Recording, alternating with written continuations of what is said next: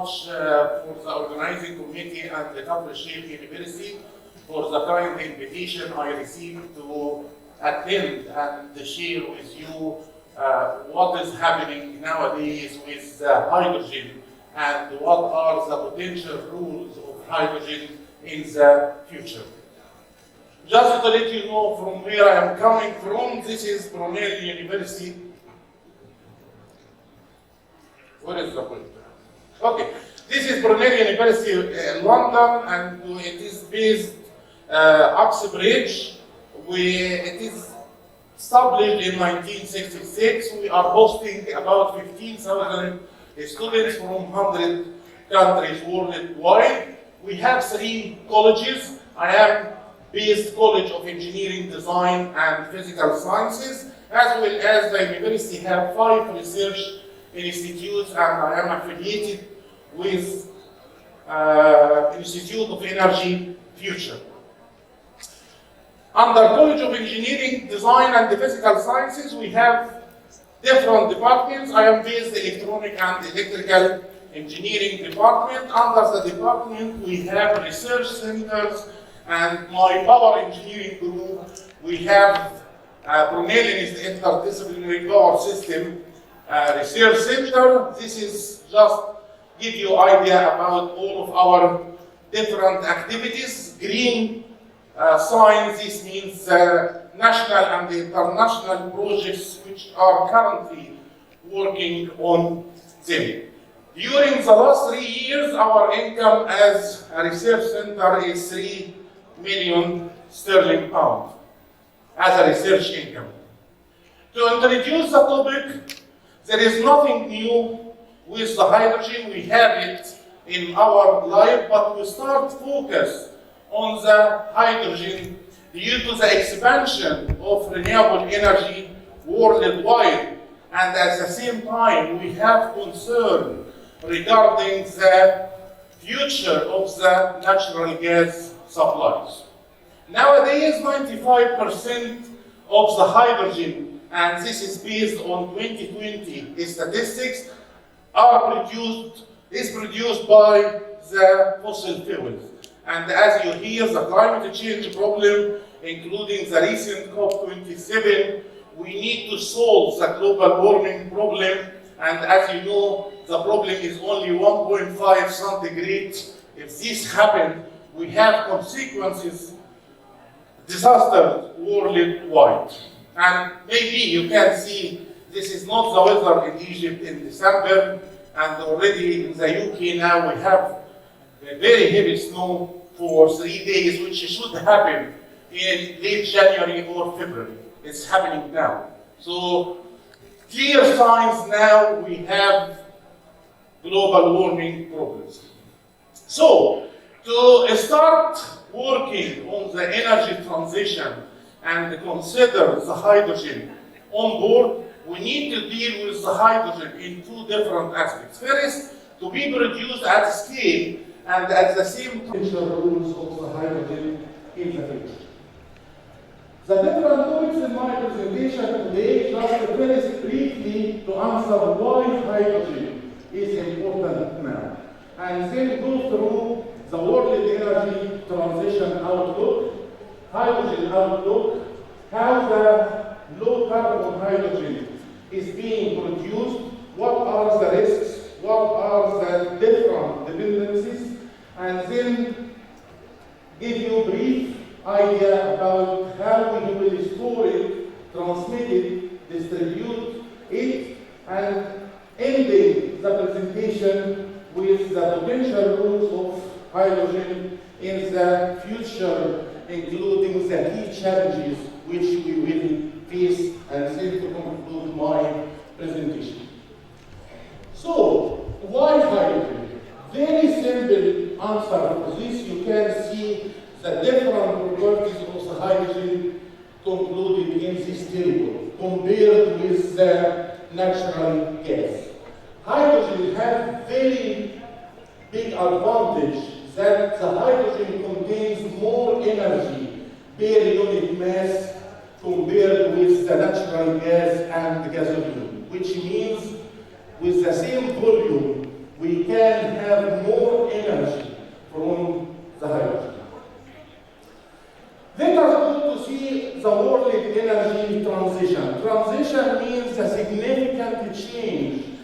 is happening nowadays, including near and long-term future for the energy.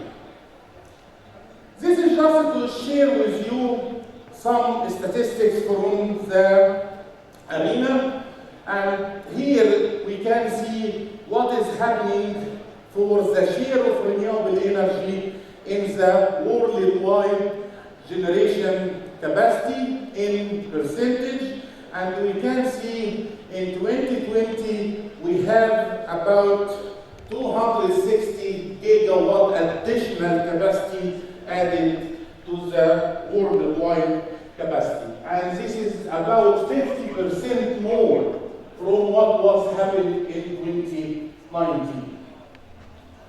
Talking about money, you can see here the investment on the different technologies, and you can see in blue what is going with the renewable energy. In 2020, the global investment was 524 billion US dollar, and 62% of it is mainly for renewable energy.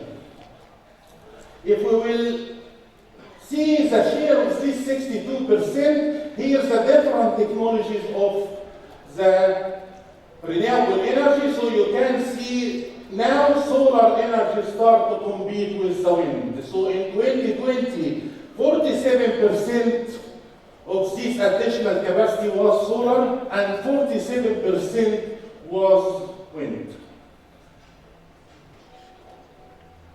This is the annual investment in renewable energy, and you can see here concentrating by region. So the key players in this 267 gigawatt added in 2020, you can see the countries including Brazil, China, US, and Europe. This is the 4 different players in the renewable energy, in the energy storage, and it will be in hydrogen as well. You will see later how China is playing key role in the hydrogen production and mainly the green hydrogen in the future. If we will talk about the off-grid and the application of the off-grid renewable energy, or the term distributed generation which we are using, you can see Middle East region is playing key role on the, Sub-Saharan Africa is playing key role on the off-grid renewable energy application, and how the booming is start to happen starting from 2014 and comparing with 2008. Let us go to the hydrogen and see what is happening now and in which application we are using it. What about the investment? So this is the global annual demand for the hydrogen since 1975. You can see the pure form of the hydrogen in 3 different applications: refining for oil, ammonia for some industries, and other pure form of hydrogen. And if we mix it with gases, not pure hydrogen, we are using it as methanol, DRI, and some other mixed applications. You can see 2 bars here. The left one in red, yellow, blue, this is for the pure form of the hydrogen, and the right bar in gray and purple, this is for the mixed form of the hydrogen. We have high demand, as you can see, and the demand is increasing since 1975. We can say linear increase till 2020. In 2020, exactly, this is the distribution of the use of the hydrogen. You can see The global demand was 87.1 million tons of hydrogen was used in 2020. Distributed for the majority is going to the oil refineries industry, 39.9 million tons, and in ammonia form, because ammonia we can produce hydrogen and then we can use the hydrogen to produce ammonia. And ammonia can be energy carrier, which we can use also for storage and power generation in the future, as you will see through the presentation. Because our problem now in the energy storage, we would like to see days of storage. What we have now, we have few hours, but we don't have the technology which can store the energy for days. Hydrogen has potential to support the energy storage technology and solve this problem in the future. Just to see which countries are investing hard for the research, development, and demonstrations for the hydrogen, starting from United States, Japan, and Europe, and the rest of the world. So key players, as you can see, okay, who are governing the technology of the hydrogen till now. We have two technologies for the hydrogen, and we will see how we will produce them shortly. We can produce hydrogen from the electrolysis process, and this is the left-hand side graph.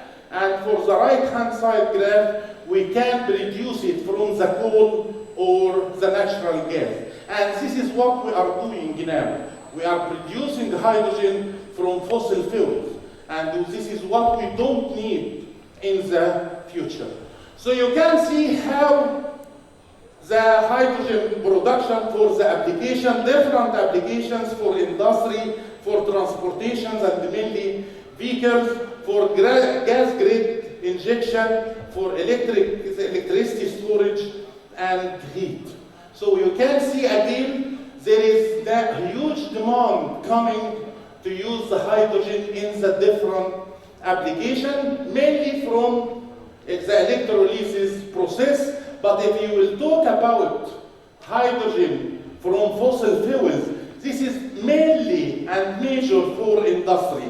And you can see that the focus in the application for production of hydrogen of fossil fuels for the industry applications. Let us just share with you how we produce hydrogen and what are the risks and the dependencies for the hydrogen market. We have different colors for the hydrogen. So as you can see, this is different hydrogen we have in our life now. We have green hydrogen, which we are focusing on it now worldwide. Why? Again, because we have renewable energy. So if we produce hydrogen from renewable energy, this is why we will call it green hydrogen. What we have nowadays, we have blue hydrogen and we have gray hydrogen, which we are using, and both are being produced from the fossil fuels. Other colors, different uses, but this is the three major which we will concentrate because this is what the world is using now. We have one, we didn't assign any color for it, as you can see, the last one. Why we didn't assign color for it, although it is green? Because we will produce the hydrogen from the biomass. And the biomass, this is what we are using for bioenergy, which is green energy. But the problem with this process, that this technology not proven yet, and at the commercial state, again, it is not mature enough, as well as there is doubt that the biomass is complete green energy. There are studies confirming that on the long term, we will have greenhouse gases from this technology. This is why we didn't assign color in the world for this technology till now, till it may be changed in the future.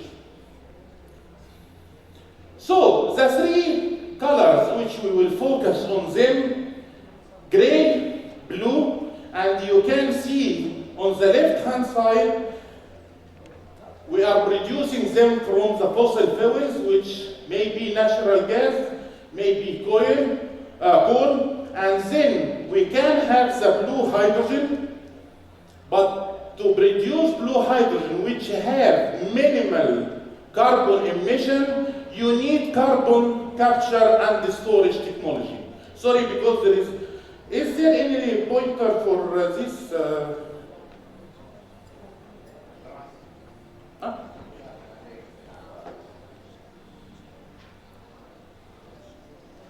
We need to use the pointers. So here you can see the carbon capture and the storage technology, and this is to reduce the carbon emissions coming from the blue hydrogen. If you will not use this carbon capture and the storage technology, this will be gray hydrogen, coming with carbon emissions, which we don't need in the future. On the right-hand side, this is what we are looking forward to nowadays, that to have the green energy, which coming from the solar energy and wind energy, and then we can produce the green hydrogen. This is the supply chain of the hydrogen, starting from the production, whatever it is, green or blue. Then we need to transport it, we need to store it for the different application. And this is the whole applications which you will see later, the potential role of the hydrogen in the zero emission transportations, in the industry applications, in the power generation and the storage, and finally for the building heating, and maybe to liquefy it and export it to the other countries. This is one of the pilot projects in the world now, that they are using 100 megawatt photovoltaic panel to produce 720 tons of green hydrogen. And at the same time, they have the fertilizer which can convert the green hydrogen into ammonia. So now you have the ability to produce zero emission ammonia for the industry applications as well. So it's a real project, and on the pilot scale, to see the future of green hydrogen, green ammonia, as well as to use this green hydrogen and store it and use it in different time for surplus of energy you need. Let us see the usable heat for both colors, the blue hydrogen and the green hydrogen. If we look to the blue hydrogen, which is well established and existing now, because we are using fossil fuels to generate it, starting from the natural gas till having it at the end, okay, and this is to have it as heating for this home, you can see that the different losses in kilowatt hour, if you have 100 kilowatt hour input, and at the end of the day, the useful energy or the usable energy is 58 kilowatt hour, which means the efficiency of this process is 58% using blue hydrogen. What about the green hydrogen? So this is the green hydrogen, and if we will succeed in the future to use heat pumps with hydrogen in our heating application, this can lead to 270% efficiency. And this is the major advantage for the green hydrogen, that you can have 300 up to 400% using heat pumps instead of the gas boilers which we are having nowadays in our homes. What about the carbon emission? Again, this is the different technologies for how we can produce the hydrogen with different technologies. CCUS, this is for carbon capture, use, and storage. So we can minimize the carbon emissions if we will use the fossil fuels to produce the hydrogen by having carbon capture and storage. But you can see you still have number of kilograms of carbon emissions per kilogram of hydrogen produced. If we look to the green hydrogen, which will come from renewable, and maybe we can use nuclear because nuclear energy is green energy, it's zero emission. And this is why we are concentrating again on it. What is happening in Egypt, and this is what I succeeded to collect. So this is a project in Egypt will have 100 megawatt electrolyzer, and this is till now will be the current world's largest green hydrogen project. There are 5 big consortiums talking about it and leading the installation of it, and should be in operation in November 2022.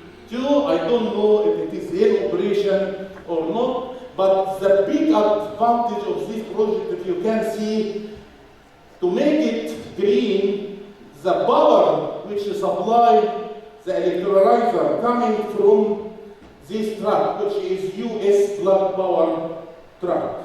So this is one of the projects, and if this happens, we start to boom this technology and have megas of watt, hundreds, not tens. Outcome of COP27, there is another project which will have rank in the world, that's 3.6 gigawatt green hydrogen project in Egypt. It will be within Suez Canal, and it will be in operation 2026, 2027, and this will produce hydrogen from 9 gigawatt solar and wind. And the first phase of this project will be only 100 megawatt to produce 100,000 tons of green hydrogen. The problem with generating electricity from the hydrogen, now we need to produce, we need an electrolyzer, and to generate electricity, we need fuel cells. And this is something we are still working on them. You can see here where the development of the electrolyzer. So on the left-hand side, the different technologies of the electrolyzers nowadays, starting from the solid oxide, polymer exchange, membranes, alkaline technologies. So we have 3 major, and you can see how the capacity is increasing in the world till 2019 and becoming more and more. On the right-hand side, this is the project inside. So till now we are talking about 1 to 2 megawatt capacity, which we are still, we can say, pilot projects. We cannot go to the great scale because we need to talk about megas or gigas, which we still not valid. The problem for the electrolyzers, this is the materials which we need to develop this technology. And this graph just gives you idea, and you can have a message from this graph. This is the countries which they are using or they are producing the material which we need to manufacture the electrolyzer. Half of this material, the key player is in China. So there are some, the half of them, the rest of the world. So maybe this can impact on the development of the future. The generation side, the fuel cell, and you can see in this slide, giving you idea where we are now and in the near term in 2027, how it looks like. So we have two types of fuel cell, fixed type, or which we call it stationary type, and we have portable type. So again, there is increase, as you can see. We are working hard to include and develop more projects on this. On the right-hand side, the applications which we are using the fuel cells in them. You can see major till now, aerospace and transportation. Okay, but we didn't go for our area to have it on the great scale for power generation. So this is the largest hydrogen power plant using fuel cells, and it is now existing in Korea, and it is in operation last year. Again, look to the capacity. We're still talking about few hundreds. This is less than 100, but we can do few hundreds, but we didn't go for high scale. So this is, see the cost as well, $292 million for only 78 megawatt capacity. We have some carbon emissions comes from heat assembly, the sulfur and nitric oxides, but comparing with the fossil fuel-based generation, it is green. This is the hydrogen production with the different technologies with or without carbon capture storage and for the countries. Again, this is the key players in the hydrogen production in the world, starting from China, Russia, Europe, and United States. We have some in the Middle East area, and we are potential for the transmit and distribution, and as we will see later. What will be happened in Europe according to the current situation? Here we give you idea about the different technologies we are using in the hydro production, and the forecast is we will have cost between $1 to $2 in 2030 to produce the hydrogen as a 1 kilogram. So it is visible, and again, according to the major advantages of the hydrogen, it will have potential roles. This is the forecast global, what is happening now, near term in 2030, and the forecast in 2050. And the colors gives you idea about the blue hydrogen with and without carbon capture and storage, and the green hydrogen. You can see in the long term, because in 2030, maybe the green hydrogen itself will not compete with the natural gas. But on the long term, and mainly green hydrogen, you can see we will have low prices which can compete as a green hydrogen with the gray and the blue, as well as competing with the natural gas technology if we exclude the carbon emissions. Okay? Again, in the long term, as you can see, this is the worldwide, and it gives you idea about the green hydrogen production with renewable energy and mainly solar and wind. You can look to our region and mainly North Africa. They will have potential, okay, because you are talking about prices 1.08 to 2, the levelized cost of the hydrogen in US dollar per kilogram of hydrogen. This is all about the hydrogen production. But again, the life is not easy. So we have risks, we have dependencies. And just to share with you, very briefly, the risks and dependencies of blue hydrogen. First, we are dependent on the carbon capture and storage technology. So again, it's not easy. Till this technology will be mature enough and cheaper enough, this is till now it will be dependent on it. You are dependent on the fossil fuels, because blue coming from the fossil fuels. So if international fluctuations in the natural gas prices, it will impact on this technology. And as well as emissions coming from this technology and mainly methane. What about the green hydrogen? Green hydrogen, you are dependent on renewable energy. This means we need to continue significant expansion of renewable energy to start using this technology. There is a competition now.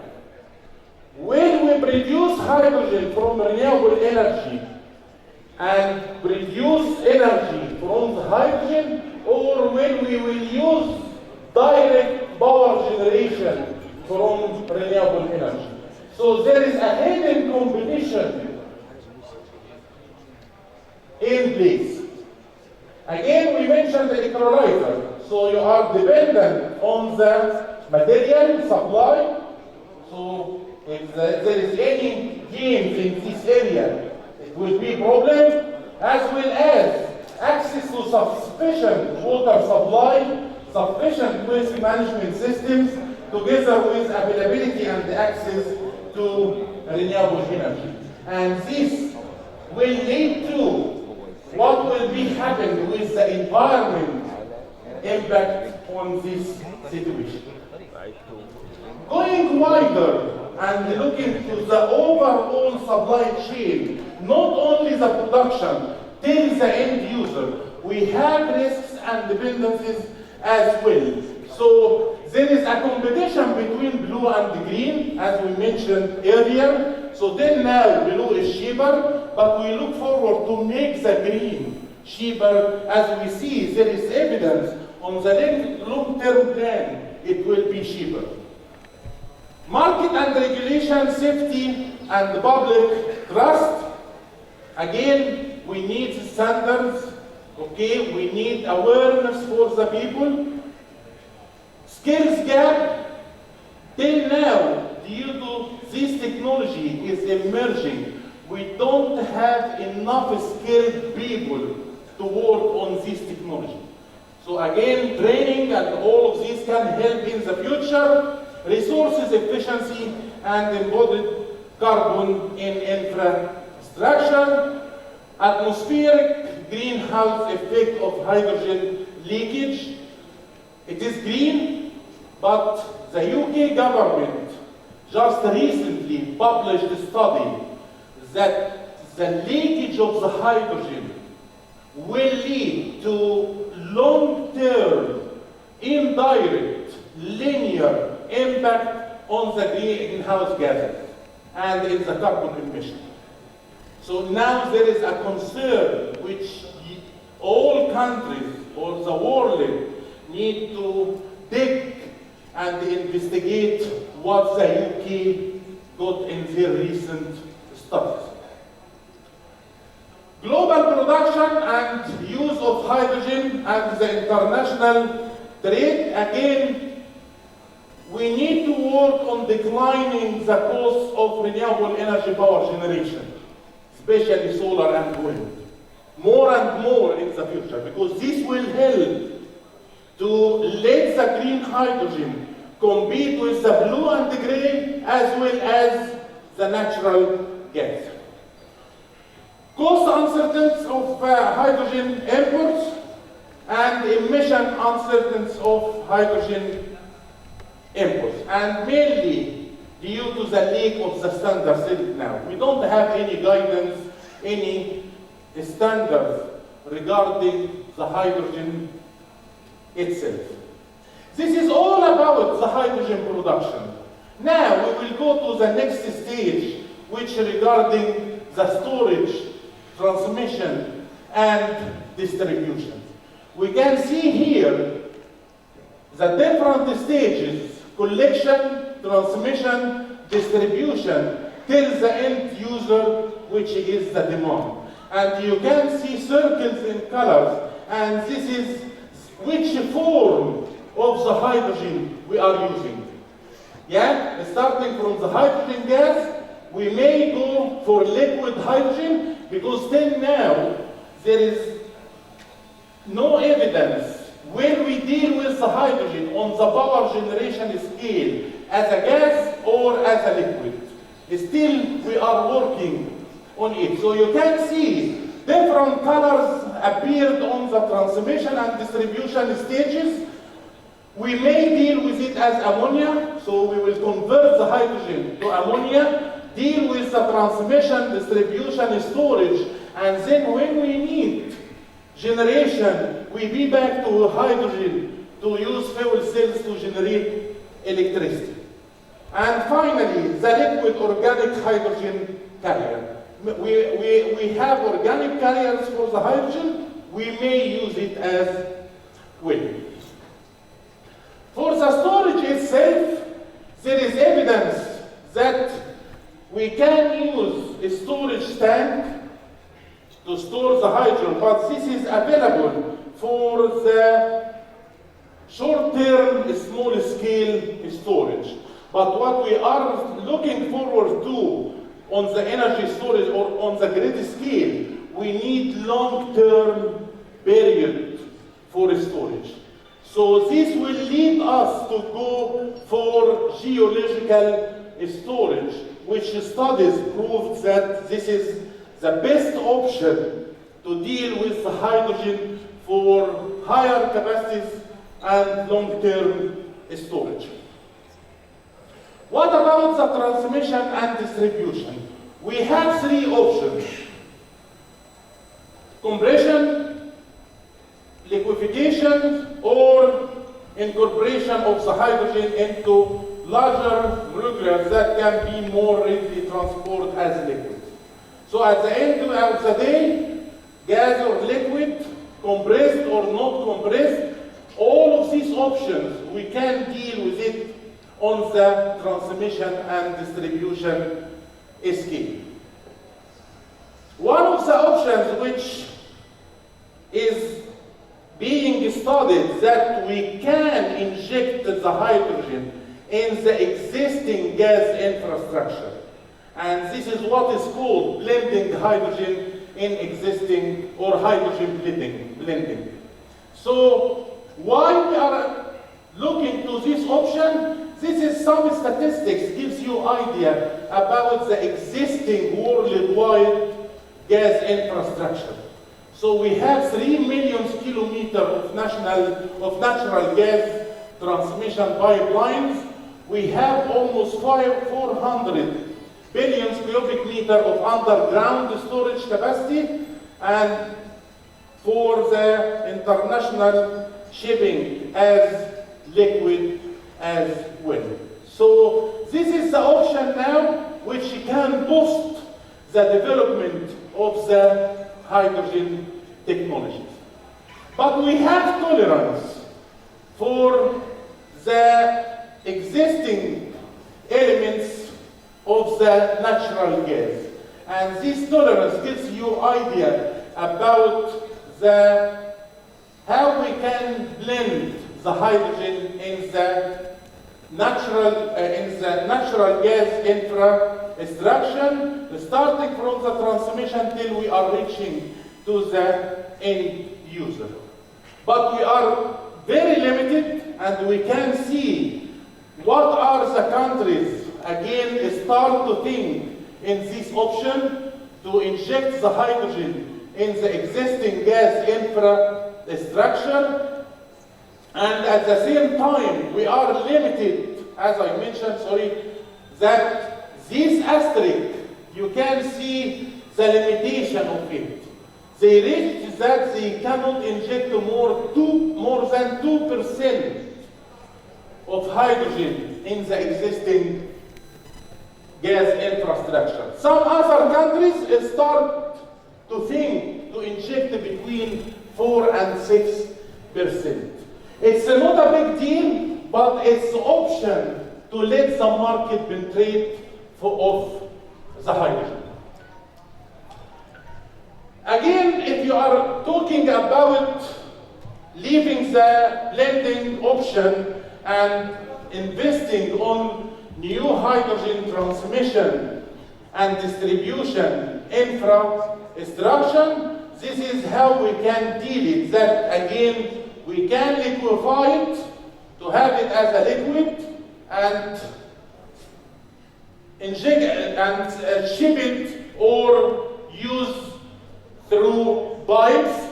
But there are studies from the International Energy Association confirmed that this option is okay if you will not transport more than 1,500 kilometers. If you will do more than this is the second option to ship. So now we have two options for the transportation: piping or shipping. And this is based on the distance, and for the pipelines we don't have a problem because the lifetime of the project will be between 40 and 60 years.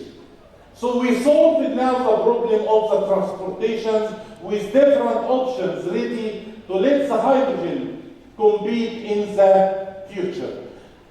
And here's some statistics which gives you idea about the pipeline option of transportation, the shipping option of transportation with the distance, and how the shipping will be cheaper with distances more than 1,500 kilometers. And on the right hand side, which carrier we will talk about.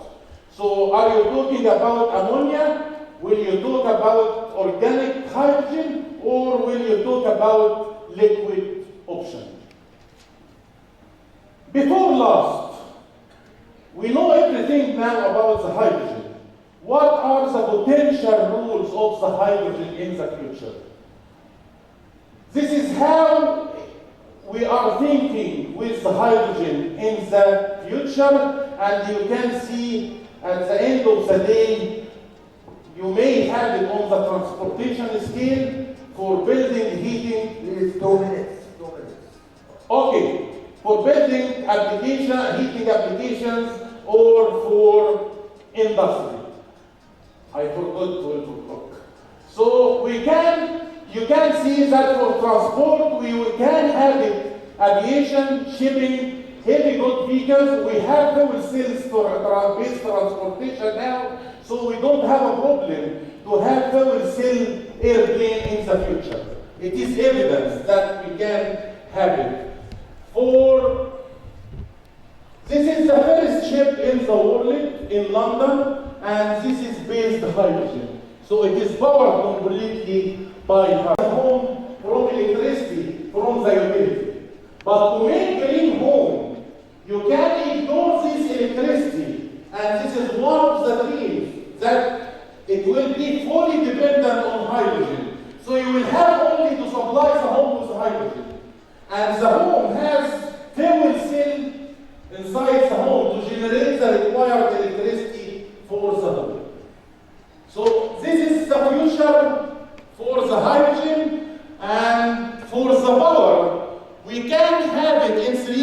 different applications.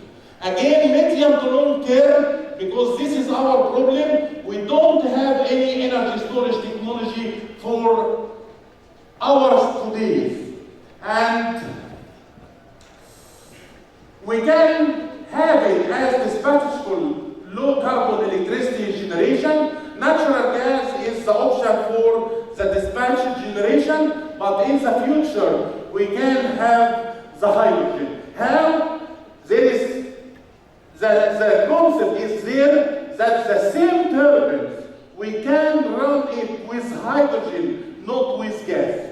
So we can have hydrogen turbines in the future. And at the same time, it will lead to the whole power system flexibility. And you hear about the term flexibility in the power system. This is the key challenges in the different applications. We still have challenges, and we still have major factors which will enable this technology. Resting to the conclusion, just 1 minute. This is the 4 supply chain which we can work and opportunities to scale up. First, worldwide, to open gateway to lower the cost and low carbon hydrogen hub. And here gives you idea which countries in the world are focusing on. Second option, to scale up the low carbon hydrogen supply by tapping into dependable demand, focused country, to reach the appropriate scale for competitive fuel cell vehicle and refueling. And lastly, this is what we can work on it as North Africa and the Middle East. This is the option which we can have and play in it, is to kickstart international hydrogen trade for the ultimate global low carbon market. We can be the market of the hydrogen. That's it, and thank you so much. Thank you, Dr. Ahmed Zobaa, for this interesting lecture. Do you have time for questions? Yeah. 2 questions, please. Three. Only 2 questions. And to Morning. First, many thanks for this presentation, very clear. Professor Zobaa from France, I'm working for a long time with this, and you highlight that France invests more than 720 billion euro for green hydrogen. I have 2 questions.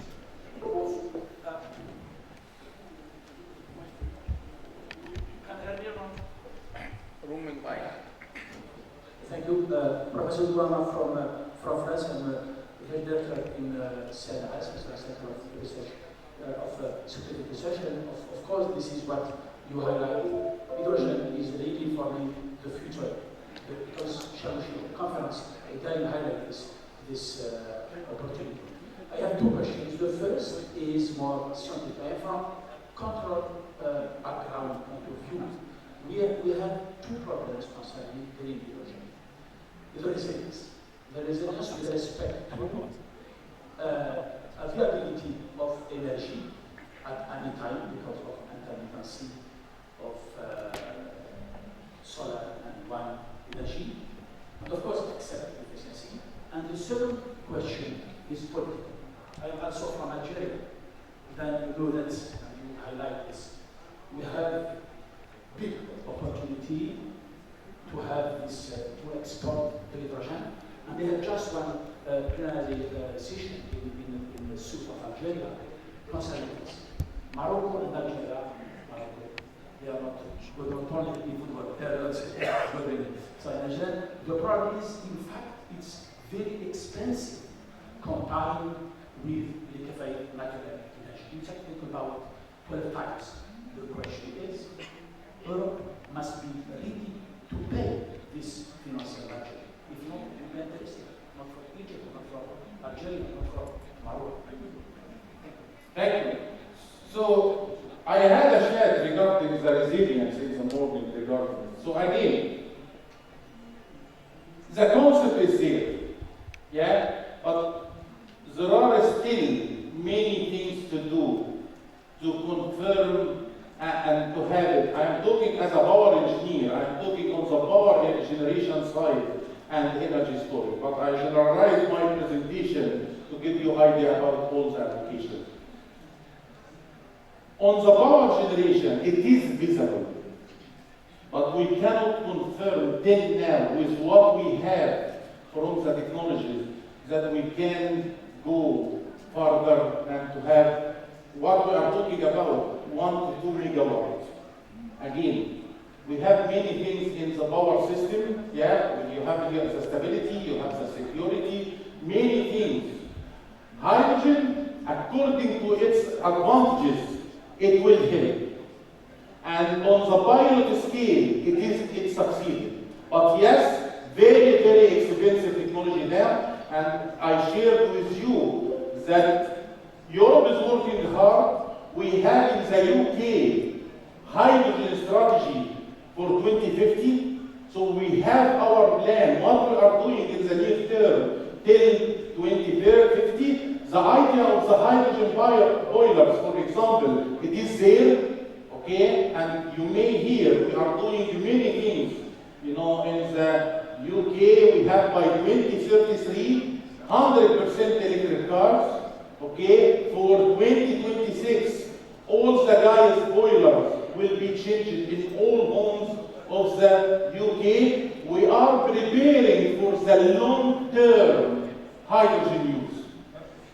Yeah, so we are talking about 2030, $1 to $2. But yeah, if you are talking now, it is very expensive. So it's not the game for the developing countries nowadays. It is game for developed countries. We are behind the schedule. We stop now and move to the next presentation. Thank you.